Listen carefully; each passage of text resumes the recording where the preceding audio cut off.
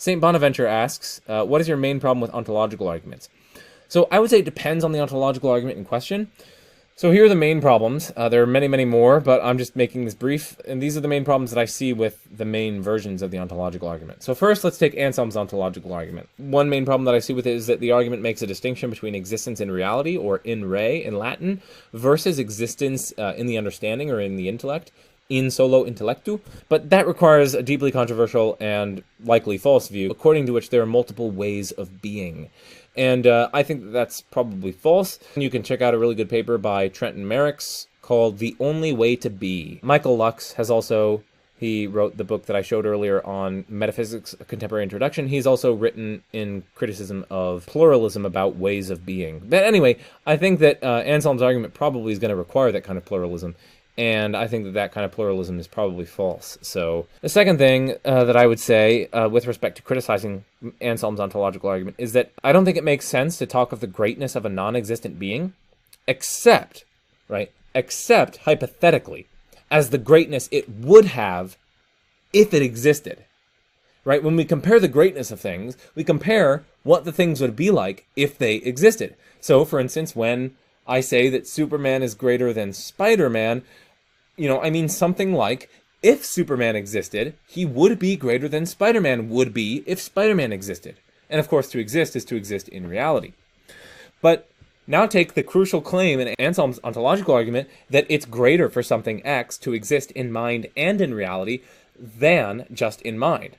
Now, this claim is simply false when we understand it in the hypothetical way. For we need to compare the greatness of the X that exists in the mind and reality to the greatness that the X that exists only in mind would have if it existed in reality. And that's the exact same greatness, right? It's the same X. It's the same X, which is such that were it to exist, it would have such value. I take it that the argument really suffers from these two major difficulties. A third problem that I would say is one that Oppie's written on. He makes a distinction between encoded and attributed properties. He talks about this in his Stanford Encyclopedia of Philosophy article on ontological arguments.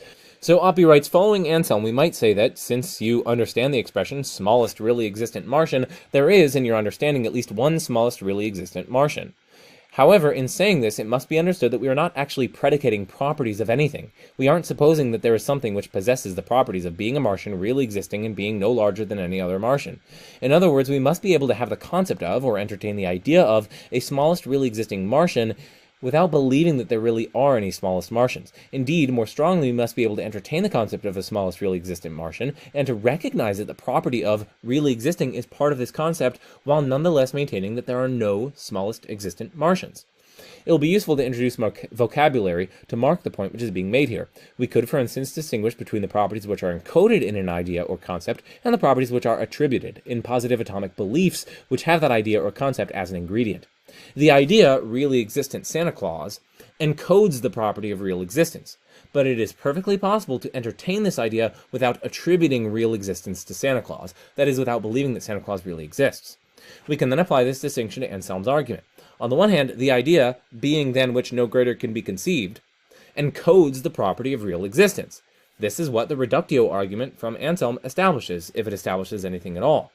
On the other hand, it is perfectly possible to entertain the idea of a being than which no greater can be conceived, and to recognize that this idea encodes the property of real existence without attributing real existence to a being than which no greater can be conceived. That is, without believing that a being than which no greater can be conceived really exists. Okay, so those are my three main issues. I mean, there are more, but those are my three. So you can see my video, Ontological Arguments with Tyrone Goldschmidt, but those are my three main issues with Anselm's ontological argument. First, the pluralism about ways of being that I reject and I think is implausible, and I cited some papers and authors who have defended that. Secondly, the hypothetical greatness problem. Anselm's claim is simply false, that it's greater for something X to exist in mind and reality than just in the mind, because greatness, when we're comparing non-existent things, is just the greatness that they would have were they to exist, in which case it's the exact same greatness. And then finally, the encoded versus attributed distinction and Oppie's application of that to Anselm's ontological argument. Descartes' ontological argument, so basically this says, 1, a perfect being has every perfection. 2, existence is a perfection. 3, so a perfect being has existence. That is, a perfect being exists. Now, premise 1 there is ambiguous between two readings, that a perfect being has every perfection. When Descartes says that a perfect being, by definition, has every perfection, he means either there exists an x such that x is perfect and x has every perfection, or if there exists a perfect being x, then x has every perfection. Now, the former makes the argument blatantly question-begging, right? While the latter makes the argument trivial, right? The conclusion would then be, if a perfect being exists, then a perfect being exists. Consider an analogous case, right? Suppose that I say a unicorn has horns. So this is similar to saying a perfect being has every perfection.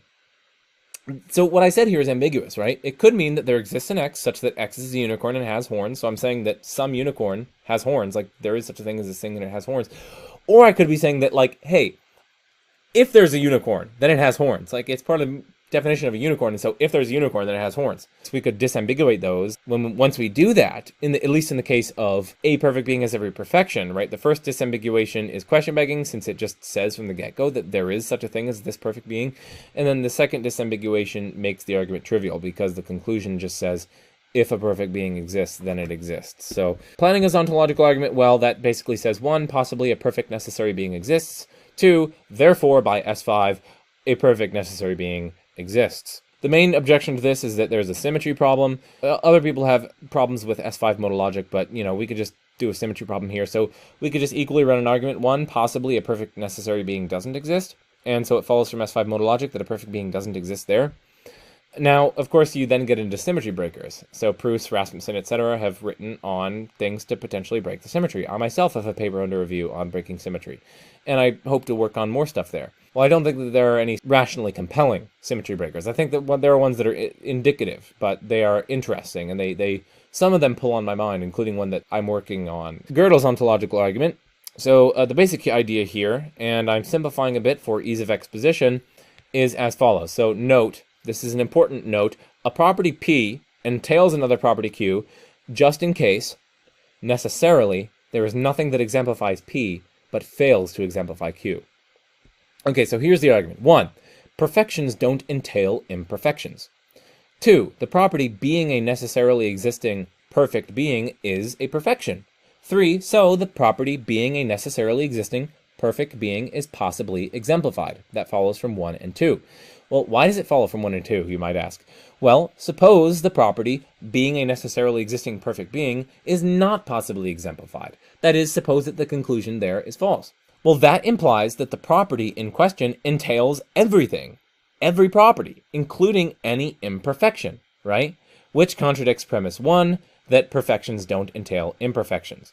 So, if premise 1 is true, you can actually get that in conjunction with premise 2, that premise 3 is true. Now, why does the impossible exemplification of being a necessarily existing perfect being, why does that entail every property? Well, because if P, for some property P, if that's not possibly exemplified, that is, if it is necessarily the case that P is not exemplified, well then obviously it is necessarily the case that there is nothing that exemplifies P, but that also fails to exemplify Q, for any Q, or any arbitrary Q you want, right? I mean, like, if there cannot be anything that exemplifies P, well then obviously there cannot be anything that both exemplifies P, but also is such that it fails to exemplify Q, for any Q.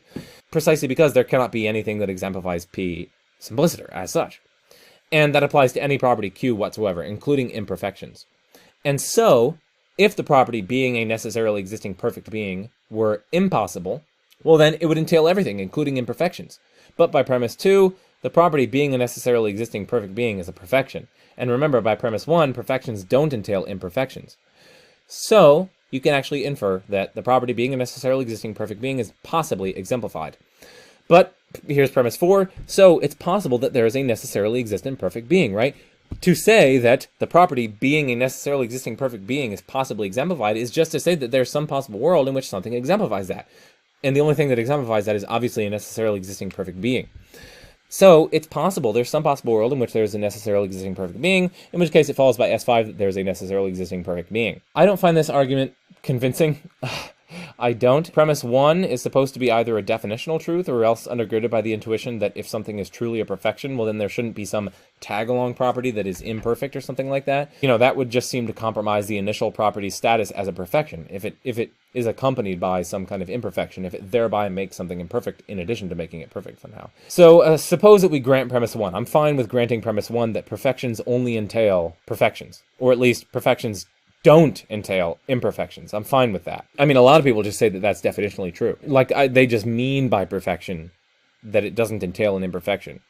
So it's a condition on being a perfection, that it doesn't entail an imperfection. But, I say, upon granting this, we can see that no atheist should be convinced by premise 2 at all.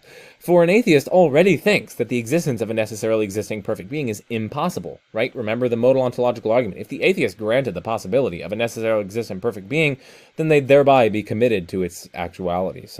And thus, no one who isn't already convinced that atheism is false should grant premise 2. And thus, no one who doesn't already accept the conclusion should grant premise 2. In short, the argument should not convince any atheist, since by atheists' lights, the property being a necessarily existing perfect being is impossible, and hence entails everything, including imperfections. Given that perfections cannot entail imperfections, it obviously follows that being a necessarily existing perfect being is not a perfection.